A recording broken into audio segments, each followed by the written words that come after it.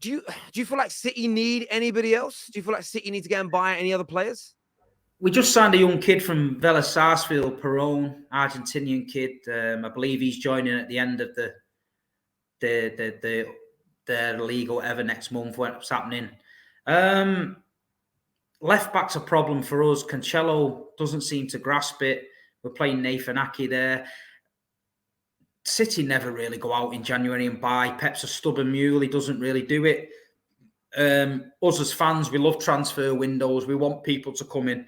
It's just not what we do. So, I'd love him to go out and get a left back, maybe get another creative midfielder. I think we lack a bit of creativity in there when we play Gundogan and, Bernardo, because it's, they don't seem to be up to it at the minute. It just seems to be legs. There's only Kevin De Bruyne that's got that killer instinct in there at the minute. So, but I can't see it.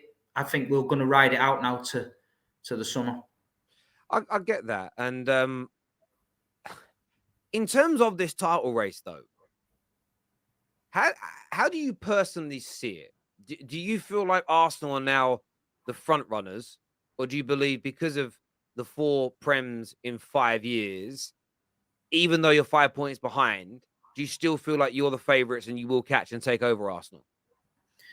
If we were playing like we've been playing in the 4 of them 5 years, I would say we're just getting going. The run's coming. Watch. But what's alarming for me is we're not playing that way. We've obviously changed our style of play this season to suit Erling. Erling's doing what he's told to do, stay in the box, score the goals. What we're not doing is providing the ammunition for him. It looks like we are on the outside, but believe me, we're not. Some games he won't touch the ball for 18 minutes. He'll have 2 chances, score them both. Now, I'm not saying get down the wing and spam crosses in the box, even though, in my opinion, I think that would work, because we never do that. But I'm saying is there's chances and opportunities when Jack Grealish on the left or Riyad Mahrez on the right bring the ball down. Erling Haaland makes the early run. All I'm saying is get your head up early and get that ball in the box, and we will score more goals and be more ruthless. At the minute, teams are finding it easier. They're pressing Rodri because he receives the ball from Ederson and turns. If you don't let him turn, the ball goes backwards to Nathan Ake or John Stones, and we start again. And Man United did it with Fred. The man-to-man Mark De Bruyne kept him out of the game. And this is what I'm saying. If teams are going to do that, we need a fully fit, fully informed Bernardo Silva or Gundogan running in between the lines. And at the minute, there's something missing. I do think Pep will find it, and I do think we ain't out of the title race and we're going to go for it. But in my opinion, Arsenal are the favourites for me. They've got the noses in front, and we've just got to keep hold of the coattails until the last 10 games and see what we can do. Mate, look, I agree, and I think I've kind of defended Arsenal a lot this year. I've had a lot of stick for it. I've had a lot of praise for it. And the reason that I've done it is because I felt like the analysis I've seen from a lot of the mainstream media has been City always kick on in the second half of the seasons. There's nothing to worry about here. But I find it disingenuous because essentially you're ignoring, you're quite literally ignoring the reality of what we can all see with our eyes. Like I can see and you can see that the football just hasn't been as good and consistent this year from City. And unless that improves and unless they prove this season they can do it, this 5-point gap, which could turn to 8 if they win that game in hand, is massive because this Arsenal team just looks relentless. Now, of course, I see people go, yeah, if they get loads of major injuries, they'll be out of it. Yeah, cool. But if City get loads of major injuries, they're out of it as well. I don't see it as kind of like for me, it seems like it's weird analysis to say that. We of course, if they lose their goalie, their 2 main centre-backs, Partey, Jesus and Saka for the rest of the season, they won't win the league. It's obvious. But the football from Arsenal has been so good and so relentless. And they just haven't shown, for me, any signs of regression. They haven't showed anything where they're going to go backwards massively.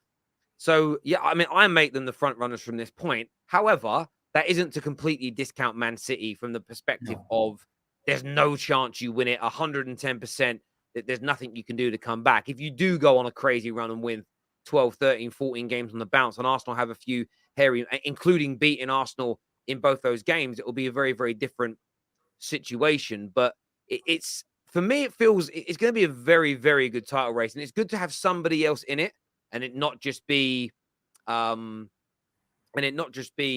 Liverpool and City, which has been for a long time. Somebody else new, a different fan base, kind of getting excited. But yeah, I'm very intrigued to see how it goes. And in your head right now, you say Arsenal are the front runners. Do you believe Arsenal will win it? Like, do you feel like as much of the favourite? Do you think they'll do it? Do you think they've got enough about them this year to? Because you know what it's like. You've been there many times with your club. That run in, that last couple of that last sort of 5 to 10 games is hard. Oh, it's and when you've got Champions League games coming up and things like that, and it gets so intense, and you can't even lose a game, you can't even draw a game, you're just literally on it. I mean, I feel that I've got to back my team. I've got to back a team that's won 4 out of the last 5 Prems, who's gone toe to toe with one of the greatest Liverpool teams. So I'm hoping and praying that we get it right and Pep gets the formula right. At the minute, we've not got it right.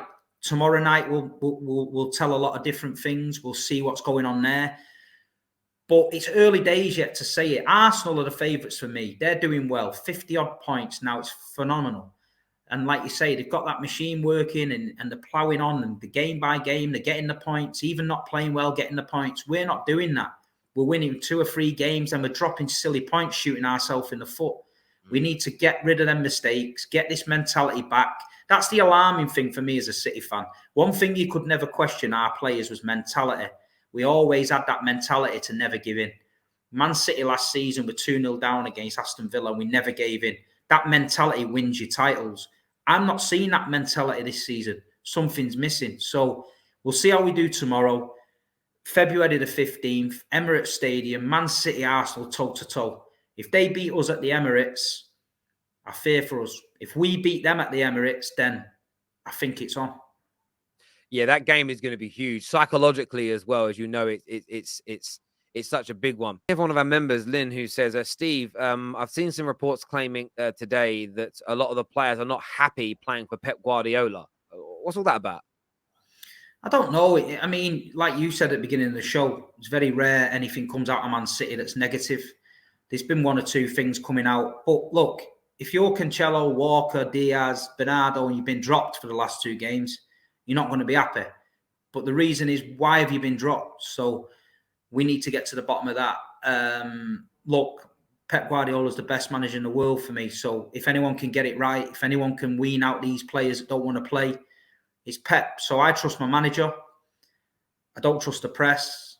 Don't listen to all the negative stuff. I just go week in, week out, back the team.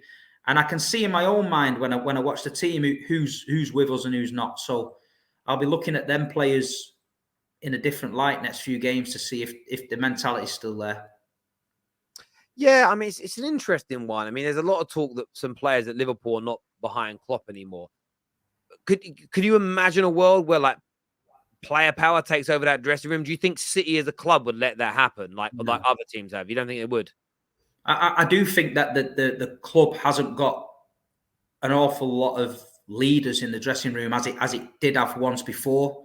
You talk about Vincent Kompany and David Silva and Yaya Toure and people like that who knew what it was about. The club, Pablo Zabaleta had a bit of respect, could get the crowd going and stuff. I think Pep touched on it a few weeks ago. Young Rico Lewis was getting kicked in the air off Tottenham and not one of our boys went and helped him. Now, that's not Man City, you know what I mean? If Man City was always a great team, but we could always mix it if we had to mix it.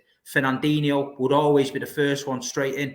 I think this season there's a few of them a little bit soft, and I just hope, I don't see it going that way. I don't think Pep would ever let it go that way, but at the minute, if you're asking my opinion, we're not that team that we once was. Yeah, listen, I think, do you know what it comes down to for me?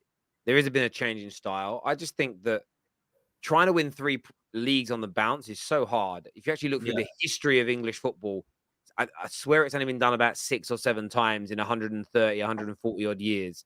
And in those early years, there weren't as many teams. So it was a little bit easier to do. But it's hard to maintain that fight year in, year out. And I always remember listening to Pep speak about Fergie. And he always said, the trophies are amazing, the records are amazing, but he said, I don't understand how he kept a team motivated and that competitive for 25 years in the same place. And that's that's why if you do the 3P, that's why I don't want you to win it. I'll be blunt, because doing a 3P isn't just winning 3 on the bounce. It's the mental fortitude to do it. For me, winning 3 on the bounce is a better achievement than going invincible in 1 year. It's a better achievement than winning one season with 100 points, 105 points, 100. I don't even know what the maximum amount of points is you can get. I've never done the maths. But winning 3 on the bounce is harder because it's year after year after year of just that mental fatigue to get through it. And your manager keeping those players motivated and vice versa for 3 seasons running. Again, it's only been done twice by one team in over 30 years. So it's a gargantuan achievement. And I think that that's why I'm desperate for Arsenal to win the league. I'm not going to lie, because I want that to be a record that, same as you probably in your heart of hearts, don't want nobody else to go Centurions, because it's something City have got that it's